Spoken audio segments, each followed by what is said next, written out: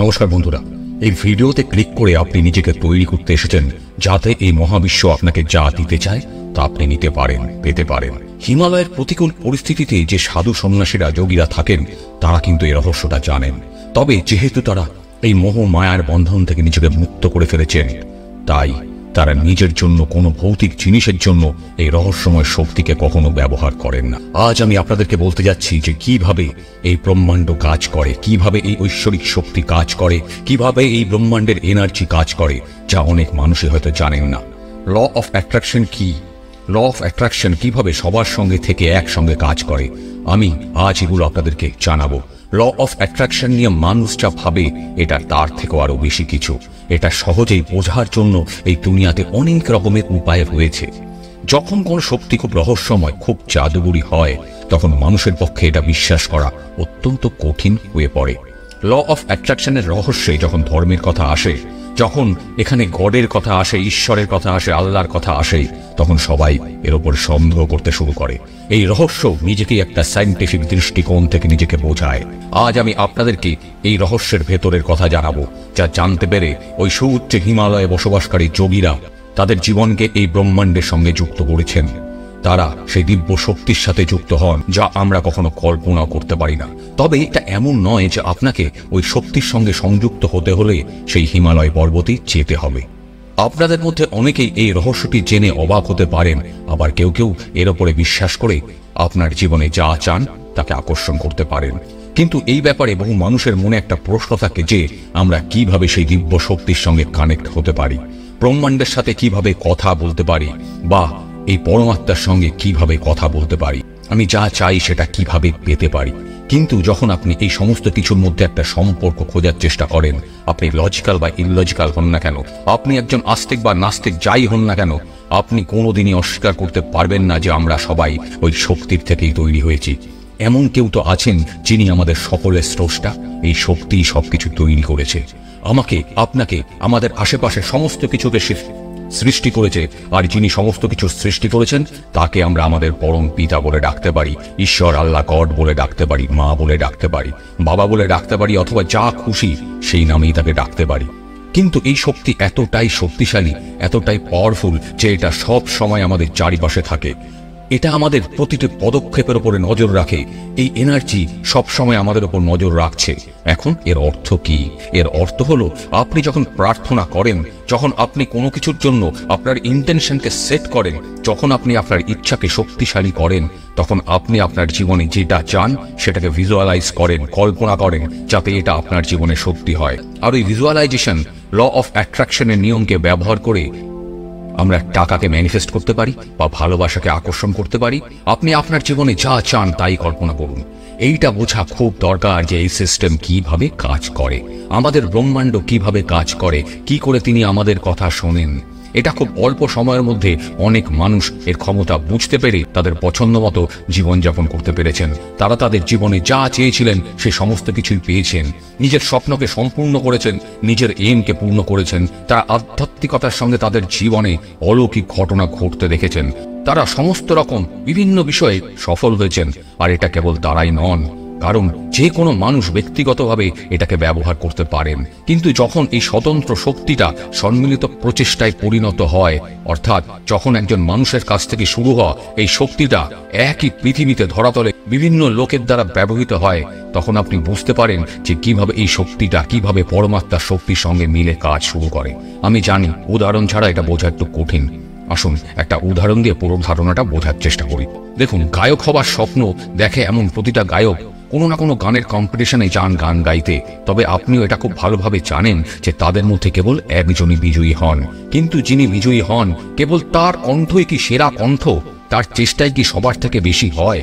Social মিডিয়াতে বিভিন্ন মানুষদের আমরা দেখতে পাই যাদের লক্ষ লক্ষ মানুষ ফলো করে। তারাই কি বিশ্বের সেরা? তারাই কি বিশ্বের সেরা নৃত্যশিল্পী, আর্টিস্ট, নাকি তারা বিশ্বের সেরা গায়ক? কিন্তু দেখবেন যে কখনো কখনো এই প্রশ্নগুলোর উত্তর হয় না বা নো। এই রকমের অসংখ্য মানুষ আছেন যাদের ভেতরে তাদের থেকে আরো অনেক বেশি জ্ঞান আছে, নলেজ আছে, বুদ্ধি আছে, প্রতিভা আছে, কিন্তু তা দেখা যায় না, চাপা থাকে, হিডেন থাকে। কিন্তু এটা হবার আসল কারণটা কি? ওদের থেকেও বেশি জেনেও এই মানুষগুলো কেন পেছনে থাকেন? আপনিও কি তাদের মধ্যে একজন নাকি? তাহলে ভিডিওটা অবশ্যই শেষ অবধি দেখবেন, আর ভালো লাগলে আমার চ্যানেলটা একটু সাবস্ক্রাইব করবেন, লাইক করবেন, আর প্রত্যেককে দেখতে বলবেন। কেন পরমাত্মা তাদেরকে বেছে নেন না হাজার মানুষের ভালোবাসা পাওয়ার জন্য, অনেক ফেমাস বা সাকসেস হওয়ার জন্য? Actually they are not being choosed. কিন্তু কেন? এখন আমি যা আপনাকে বলতে যাচ্ছি তা ভালো করে শুনবেন। আমরা সকলেই আমাদের স্বপ্নগুলোকে ম্যানিফেস্ট করতে চাই, সত্যি হচ্ছে দেখতে চাই। আপনারাও নিশ্চয়ই চান। আমরা সবাই আমাদের চিন্তা ভাবনাকে সত্যি করতে চাই, কিন্তু ওই একই সময়ে আমরা চাই আমাদের সাথে কিছু একটা হোক, যাতে আমরা বুঝতে পারি যে ব্রহ্মাণ্ড আমাদের ম্যানিফেস্টেশনগুলোতে সাড়া দিচ্ছেন, বা আমাদের প্রার্থনায় আমাদের স্বপ্ন আমরা যা চেয়েছি সেটা পৌঁছে দেওয়ার চেষ্টা করছেন। তাই হ্যাঁ, আমাদের ম্যানিফেস্টেশনগুলোতে তো আমরা একটা এনার্জি ব্যবহার করি, আমরা যাই সেটা চাই, যার ফলে আমরা আশা করি যে তিনি ম্যানিফেস্টেশনগুলো, আমাদের স্বপ্নগুলো গ্রহণ করবেন, সেগুলো স্বীকার করবেন, আর বাস্তবে সত্যি করে তুলবেন। এক এক সময় আপনি বিভিন্ন আলাদা আলাদা জিনিস ম্যানিফেস্ট করেন, কল্পনা করেন, কখনো কখনো সেগুলো আবার সত্যিও হয়ে যায়, আবার এক এক সময় হয়ও না। কি ঠিক বলছি তো? আপনি হয়তো ভাবেন যে এইটা কেন হয়, আমার সাথেই কেন হয়? কারণ এইটা হওয়াই স্বাভাবিক। এটা শুধু আপনার সাথেই হয় না, এখানে এইরকম আরো অনেক কিছু আছে যা যা এই সমস্ত বিষয়গুলোকে নিয়ন্ত্রণ করে, কন্ট্রোল করে, যা ম্যানিফেস্টেশনের পুরো প্রসেসটাকে কন্ট্রোল করে, যা আপনার ম্যানিফেস্টেশনে, কল্পনাতে রেসপন্স করে। তাই আপনি এটা ভাববেন না যে এটা কেবল আপনার সঙ্গেই ঘটছে। আমরা সবাই এক, we all are align with each other. এই ধরনের ঘটনা যে কোনো কারো সঙ্গেই ঘটতে পারে। আর যখন আমরা এটা আরো গভীরভাবে বুঝতে পারি, তখন আমরা এটা জানার রাস্তাতে এগোতে থাকি যে কিভাবে আমরা তা হয়ে উঠতে পারি, যা দিয়ে এই ব্রহ্মাণ্ড পরমাত্মা আমাদেরকে নির্বাচিত করবেন। মানে we are the chosen one. কি করে উই চুজেন ওয়ান হয়ে ওঠা যায়, যাতে ব্রহ্মাণ্ড আমাদেরই চয়েস করে, আমাদের ম্যানিফেস্টেশনকে অ্যাকসেপ্ট করে? অবশ্যই আমরা সবাই তাই চাই, আর তার জন্যই আমরা ম্যানিফেস্টেশনের বিভিন্ন পদ্ধতি ব্যবহার করি। কিন্তু কি সেই জিনিস যেটা ছাড়া আমাদের ম্যানিফেস্টেশন পূর্ণ হতে হতেও সম্পূর্ণ হয় না? কি জানেন? সেটা হলো আপনার ম্যানিফেস্টেশনকে সম্পূর্ণভাবে পাওয়ার জন্য আপনি যদি প্রস্তুত না হন, যদি আপনি আপনার ম্যানিফেস্টেশনকে ঠিকমতো ইউটিলাইজ করতে যোগ্য না হন, তাহলে কিভাবে হবে জানবেন? ব্রহ্মাণ্ড আমাদের সেই সমস্তই কিছুই দিতে চায় যা আমরা পেতে চাই, কিন্তু তার আগে উনি আমাদের একটা পরীক্ষা নেন। আমাদের পরীক্ষাগুলোর মধ্যে একটা হলো আপনি যে জিনিসটা আপনি চাইছেন তা সামলাতে আপনি পারবেন কিনা, আপনার সেটা নেওয়ার মতো ক্ষমতা আছে কিনা, আপনি যোগ্য কিনা।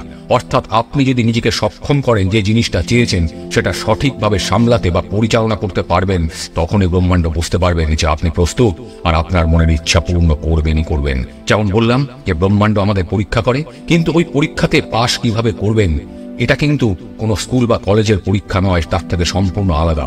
এর জন্য আপনাকে পড়াশোনাও করতে হবে না। এই পরীক্ষাটা পাশ করতে আপনাকে শরীর, আত্মা, মন, এই তিনটে জিনিসের সঙ্গে ভারসাম্য বজায় রাখতে হবে। আর আমাদের ভাবনা, মস্তিষ্ক, ভাইব্রেশন আর এনার্জিকে ওই তিনটে জিনিসের সঙ্গে জুড়তে হবে। এইবার আমরা কিভাবে ওই তিনজনকে একে অপরের সঙ্গে জুড়তে পারবো? দেখুন, আপনি আপনার স্বপ্নগুলোকে কল্পনা করেন, গ্র্যাটিটিউড প্রে করেন, ধন্যবাদ জানান, এগুলো ফিল করেন। তাই একই রকম ভাবে আপনি আপনার দেহ, মন, আত্মা, আপনার চিন্তা ভাবনার সাথে সামঞ্জস্য রেখে এই সমস্ত কিছুর সঙ্গে মিলিত হন। ও আপনি হয়তো জানেন না যে এগুলো প্র্যাকটিস করার মাধ্যমে আপনি ব্রহ্মাণ্ডের পরীক্ষায় পারফর্ম করছেন। এইভাবে আপনি তৈরি হন ব্রহ্মাণ্ডের পরীক্ষার জন্য। যেমন আমরা বিভিন্ন মাপকাঠিতে বিভিন্ন মানুষকে পর্যবেক্ষণ করি, ঠিক তেমনি ব্রহ্মাণ্ড আমাদেরও পর্যবেক্ষণ করে যে আমরা আমাদের ম্যানিফেস্টেশন গ্রহণ করার জন্য প্রস্তুত কিনা। যেমন ধরুন, আপনার একটা কোম্পানি আছে আর অনেক মানুষ সেখানে ইন্টারভিউ দিতে আসছে। আপনি ওই হাজার লোকের মধ্যে থেকে একজনকে আপনার কাজের জন্য যোগ্য লোক কিভাবে বাছবেন? হয়তো সে লোকটার কোয়ালিফিকেশন সবার থেকে বেস্ট, বা যিনি বাকি সবার থেকে বেশি পরিশ্রমী। তবে এটা ছাড়াও এমন একজন লোক যার মধ্যে সমস্ত গুণ থাকার পরেও তার কাছে এমন একটা ভাইব্রেশনাল ফিলিংস আপনি পেয়েছিলেন, কিন্তু কেন আপনি জানেন না। সেই মানুষটাকে আপনার পারফেক্ট বা নিখুঁত বলে মনে হয়েছিল। তার যোগ্যতা অন্যদের থেকে কম হতেও পারে, তবে আপনি হয়তো উত্তর দেবেন যে কি জানি কেন আমি ওই পদের জন্য ওই লোকটাকে বেস্ট, সেরা ভেবেছিলাম। কারণ এটা একটা অনুভূতি, একটা ফিলিংস। আর এটাও উপায় যা আপনি নিজেকে ওই ডিভাইন পরীক্ষার জন্য প্রস্তুত করেন। আপনি নিজেকে কিভাবে উপস্থাপন করেন? সবার সামনে না, ওই পরমাত্মার সামনে। যখন আপনার সামনে কেউ থাকবে না, ঠিক তেমনি যখন সেই মানুষটার ইন্টারভিউতে নিজেকে সেরা দেখিয়েছেন। আমরা নিজেদেরকেও ব্রহ্মাণ্ডের সামনে সব সময় সেরা দেখানোর চেষ্টা করি, কিন্তু কিভাবে আপনি নিজেকে সেরা দেখাবেন? ব্রহ্মাণ্ড আশা করে যে আপনি সব সময় বাস্তববাদী হন, আপনার মধ্যে সেই গুণগুলো থাকুক যা থাকলে আপনি একজন ভালো মানুষ হয়ে উঠবেন। এছাড়াও কিছু জিনিস যা আপনাকে আপনার ম্যানিফেস্টেশনে যোগ্য করে তোলে। আপনি আপনার প্র্যাকটিসের প্রতি কতটা ধারাবাহিকতা রয়েছেন, অর্থাৎ আপনি নিজের জন্য কতটা অধ্যবসায়ের সঙ্গে আপনার ম্যানিফেস্টেশন করছেন, স্বপ্নগুলো দেখছেন। আপনি কি সবাইকে সম্মান করেন? যাদের সাথে আপনার পথে দেখা হয়, যাদের সাথে আপনি সারা দিন কাটান, কাজ করেন, তাদের সবাইকে, প্রত্যেকটা মানুষকে কি আপনি রেসপেক্ট করেন? কারণ ইউনিভার্সাল পাওয়ার সবসময় আপনার কাইন্ডনেস আর ভালো ব্যবহারেই খুশি হয়। কারো সঙ্গে খারাপ ব্যবহার করবেন না, কারণ প্রকৃতিও আমাদের শেখায় যে কিভাবে একটা গাছের থেকে ফল কুড়িয়ে খেতে হয়। তাদের সামনে আমাদেরকেও মাথা নিচু করেই সেই ফলটা কুড়োতে হয়। তারা আমাদের ঝুঁকতে শেখায়। জানবেন যে আমাদের কঠোর মনোভাব আমাদের মহান করে না, বরং ছোট করে সবার সামনে, এই বিশ্ব ব্রহ্মাণ্ডের সামনে। আপনার হৃদয়ে মনে সেবার মনোভাব রাখুন। এটা না ভেবে করুন যে আপনি একদিন আপনার সেবার প্রতিদান পাবেন। কাউকে কিছু দিলে তার কাছ থেকে কিছু আশা করবেন না। এমনকি এটাও ভাববেন না যে এর বিনিময়ে ব্রহ্মাণ্ড আপনাকে ভালো করবে। আমি জানি যে ব্রহ্মাণ্ড এমনিতেই আপনার ভালো করবে, তবে এই আশা ছেড়ে দিন। এই আশার বন্ধনটা যেদিন আপনি ভাঙতে শিখবেন, সেদিনই আপনি আপনার জীবনের আসল মানে অর্থ বুঝতে পারবেন। কথাটাই তো বলে, ফলের জন্য আশা করো না, নিজের কর্ম করে যাও। ভালো থাকবেন, ভালো রাখবেন। ভিডিওটা যদি ভালো লাগে প্লিজ চ্যানেলটা সাবস্ক্রাইব করবেন। আর আপনাদের অনেক অনেক কমেন্টের আশায় আমি রইলাম। অসংখ্য ধন্যবাদ ভিডিওটা শেষ অবধি দেখার জন্য।